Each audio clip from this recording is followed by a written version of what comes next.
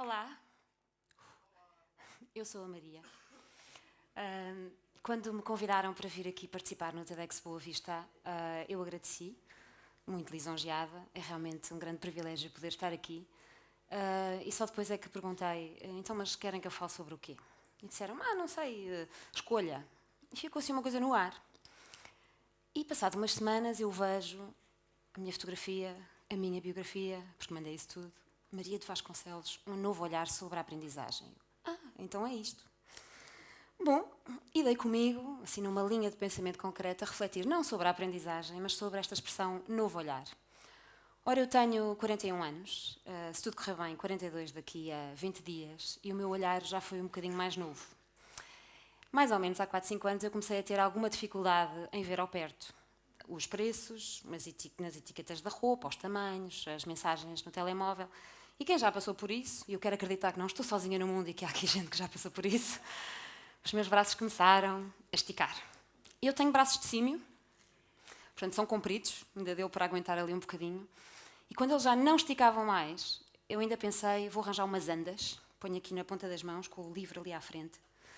Em vez de andas, como isto é para ler, chamo-lhe lendas, ou anda-lendas, assim uma espécie de andarilho para os olhos.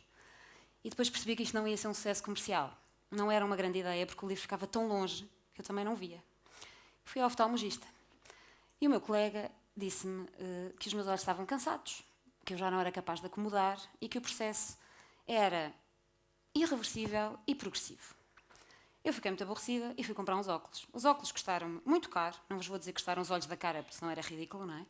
Mas o meu marido, quando soube o preço dos óculos, e o meu marido é uma pessoa absolutamente fantástica, possuidor de um pensamento divergente que eu amo, disse-me algo como: esse dinheiro todo só para ler, mais vale deixares de ler. Poupas nos óculos e poupas nos livros. Ora, eu não queria deixar de ler e comprei os óculos. Eu cresci com a convicção de que tudo na vida pode ser melhorado, reparado. A minha mãe e a minha avó sempre me disseram: tudo tem remédio, menos a morte. E esta convicção, ao longo dos anos, foi se tornando inabalável. É curioso que eu também cresci com outra convicção, de que tudo pode ser posto em causa, tudo pode ser discutido. Mas a primeira, esta certeza absoluta de que tudo pode ser reparado, tudo tem uma solução, não cede à argumentação lógica da segunda. Portanto, eu não ponho em causa, nunca, nem discuto, que tudo pode ser reparado. É de tal ponto que eu costumo dizer, quando me perguntam qual é o meu lema de vida, às vezes fazem-nos estas perguntas, e eu digo sempre, em todo o fundo preto há sempre um pontinho branco, e é para ele que eu me dirijo. E isto não tem a ver com uma insatisfação pessoal, de querer sempre mais, não é isso. É mesmo olhar para as situações mais adversas da vida como oportunidades de mudança e de arranjar ali uma solução criativa. Ora, isto traz-me ao tema que me propuseram falar, a aprendizagem. Eu fui uma criança afortunada porque pude estudar. É um direito básico das crianças, está na Declaração dos Direitos das Crianças, é o artigo 28º que diz que toda a criança tem direito à educação. E eu realmente fui afortunada por isso. Fui, sobretudo, afortunada porque a minha mãe sempre me incentivou o gosto pelo aprender. Eu gostei muito de aprender, gosto de aprender. Fui muito boa aluna, estive sempre no topo da pirâmide, nos quadros de honra das escolas por onde passei. Mas eu não gostei nada da escola. Eu não gostei da escola porque a escola não foi só prazer para mim, longe disso. E não vos estou a falar dos puxões de cabelos e da dificuldade de inserção social que às vezes a escola traz, mas de uma coisa muito simples que é o estudo. Por um lado, eu olhei sempre para a escola de uma forma polar, de uma forma dual. Por um lado havia o grande prazer do saber, do aprender, eu era muito curiosa. Por outro lado era o esforço entediante, fastidioso, ansiogénico do estudo. Freud, eu não sou grande amante da psicanálise, porque eu sou psiquiatra e eu olho para um ser humano como alguém único e irrepetível, mas de uma forma mais holística do que esta escola. Vejo como alguém com uma cabeça, um corpo e membros, claro, uma cabeça, um corpo e as circunstâncias. Eu sou eu e as minhas circunstâncias, cada um de vós é cada um de vós e as respectivas circunstâncias. Nenhum homem é uma ilha e nós vivemos em relação com o que está à nossa volta. E, portanto, tudo isto, estes três fatores, para mim, são indissociáveis. E eu vejo a psicanálise como algo centrado no mundo das ideias e das interpretações, que é mais ou menos aqui entre as sobrancelhas e a inserção frontal do couro cabeludo. Vale o que vale, é só uma opinião, mas para vos dizer que, como em todo o fundo preto há sempre um pontinho branco, eu aproveitei uma coisa que o Freud dizia para esta exposição e que me dá jeito. E Freud dizia que um dos sonhos que nós fazemos, toda a gente faz, pelo menos uma vez na vida, é o sonho do exame. E eu fiz este sonho vezes sem conta. E fiz este sonho, tive este sonho, mesmo depois de deixar de ter exames. Porque realmente as avaliações para mim eram uma coisa ansiogénica. E o esforço associado ao estudo para diminuir essa ansiedade era muito aborrecido. E o que é que eu fiz? Tive a sorte da minha mãe ser uma fantástica educadora, realmente. Ela foi-me sempre abrindo portas para outros caminhos. As crianças nascem todas com muitos talentos e nós vamos castrando esses talentos. E a minha mãe foi-me abrindo portas a ver se eu descobria quais eram os meus. E uma das portas que ela me abriu foi a porta da música. Aos 7 anos, e eu comecei a tocar guitarra, e a guitarra tornou-se uma das minhas melhores amigas, dos tempos bons e dos tempos maus. Eu lembro-me que se tinha alguma contrariedade, mesmo em miúda, eu pegava na guitarra, tocava um bocadinho, cantava e tudo era mais fácil a cantar. Ora, isto era muito bonito, mas eu tinha a música numa caixa, tal história das caixas, e depois tinha a escola noutra caixa. E um dia resolvi começar a cruzar os mundos.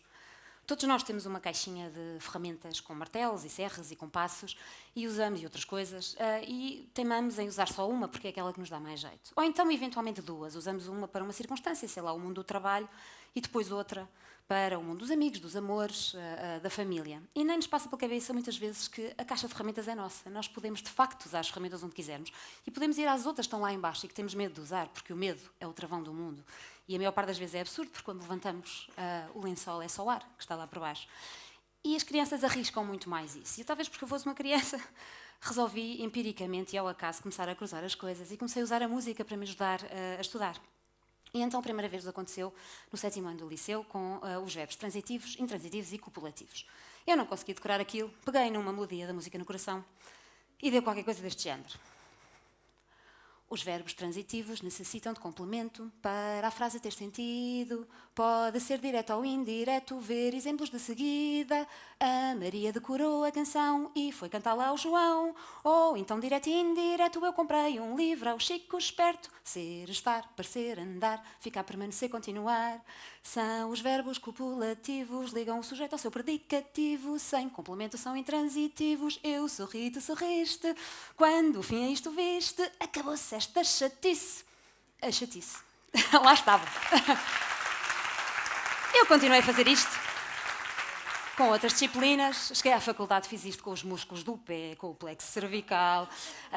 Ainda gostei atualmente. Apresentei um trabalho de genética a cantar, que não tinha nada que se lhe dissesse, mas a coisa correu bem e tivemos 19 porque o cantámos. Lá consegui convencer os meus colegas.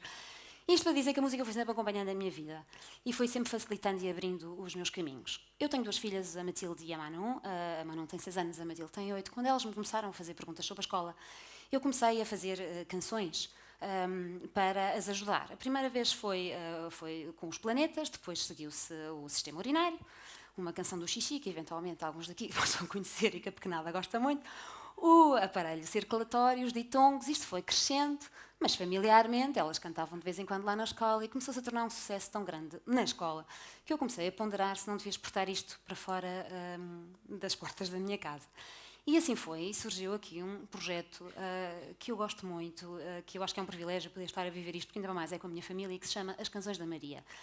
Eu quis fazer uma ferramenta escolar, não quis fazer um disco para crianças, quis fazer uma ferramenta escolar que pudesse ajudar crianças numa idade escolar muito, muito cedo a estudar, a poder responder aos testes de uma forma lúdica e com muito menos sofrimento.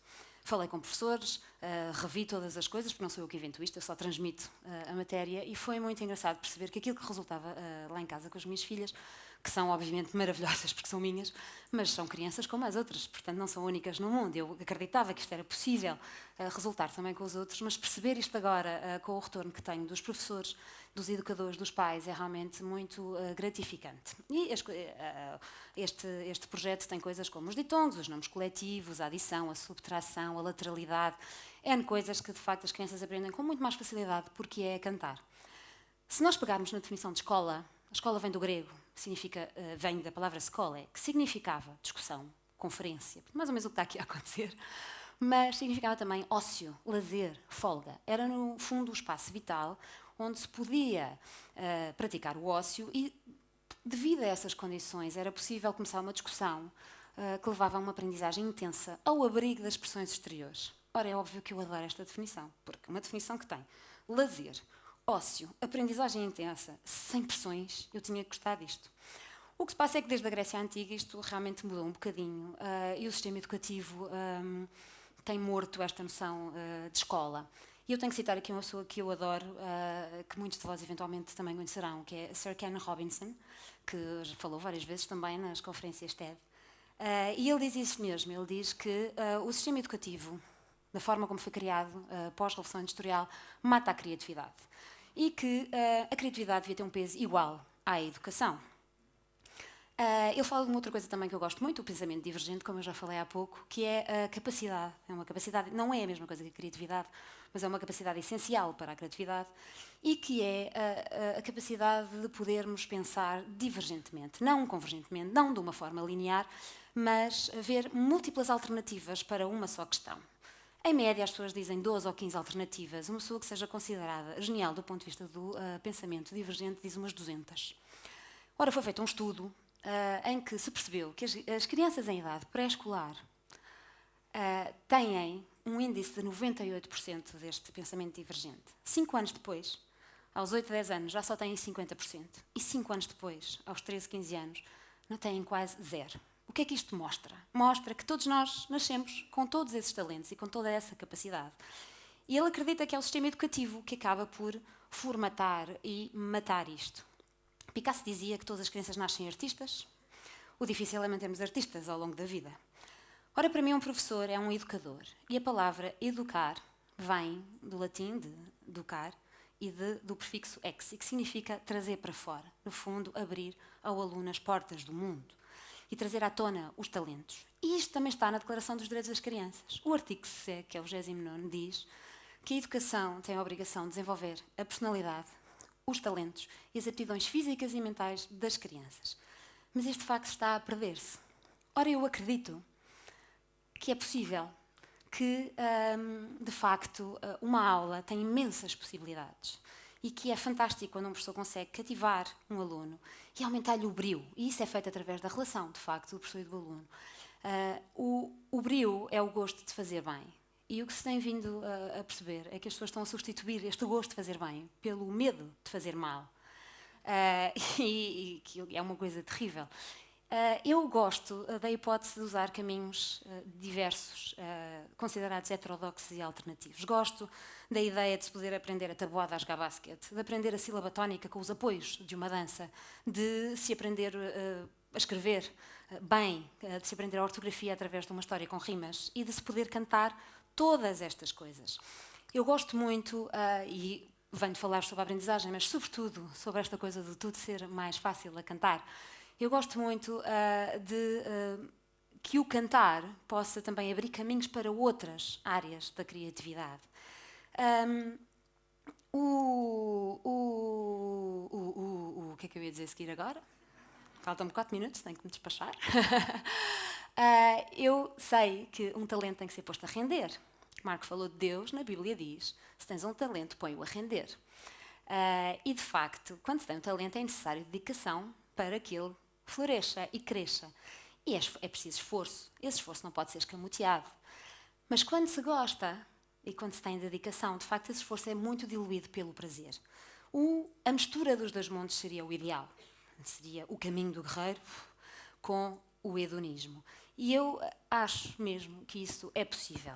O meu olhar não é um novo olhar. Aliás, tudo o que tem sido dito hoje aqui, eu há bocado perguntava-me o que é que eu vou lá dizer, já disseram tudo. O meu olhar é um olhar que vê um professor realmente como um educador, que traz à tona os talentos das crianças e que vê uma criança com um potencial enorme e com os quais temos muito que aprender. E nós temos tantas regras. Tantas, e exigimos tantas regras às nossas crianças, que fazer coisas fora da box, também uma expressão já utilizada aqui, é uma coisa que me fascina e que eu adoro. Sobretudo quando o que se faz fora da box melhora o que está dentro da box, que também tem que lá estar, e que o resultado é muito superior à soma das partes. E, de facto, esta é a lente que melhora o meu olhar.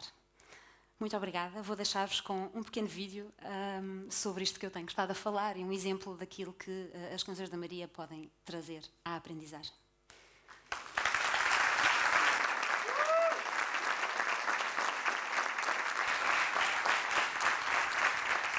A próxima canção é sobre os nomes coletivos. São as minhas filhas, Eu a já Matilde sei e a Manu. todos. Também eu.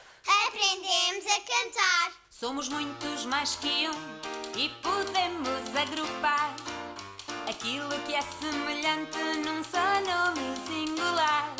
São os nomes coletivos, tantos para decorar. Resolvi fazer uns versos, é mais fácil a rimar. Um rebanho de ovelhas, as cabras numa cabrada, búfalos, bois ou elefantes juntos formam a manada. Peixes nadam em cardume, lobos uivam na alcateia.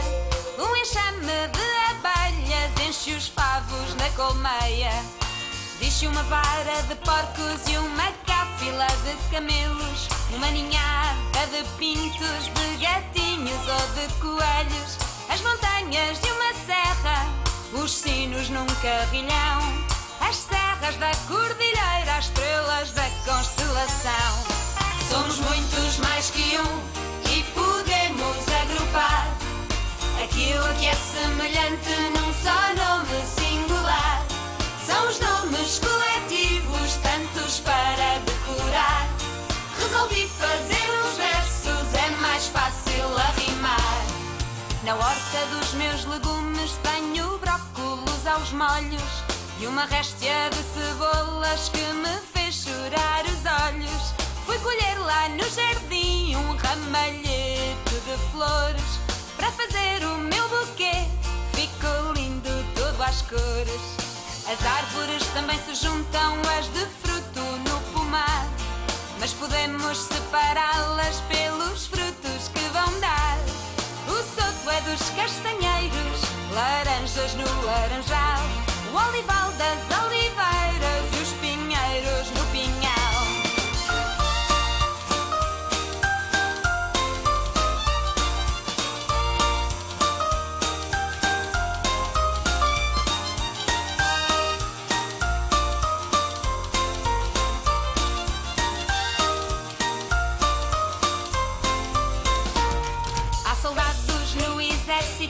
E também na legião, também usa na falange e ainda no pelotão. Uma cambada de malandros, uma corja de impostores, uma quadrilha de ladrões, um bando de malfeitores. Em bando voam as aves, ladram cães na matilha. Para ser um arquipélago tem de haver mais de uma ilha, com uma banda de músicos e um elenco de atores. Faz-se um belo de um espetáculo, mais um coro de cantores. Somos muitos mais que um e podemos agrupar aquilo que é semelhante num só nome singular. São os nomes coletivos, tantos para decorar. Resolvi fazer uns versos, é tão fácil a rimar. Muito obrigada. É isto. Muito obrigada.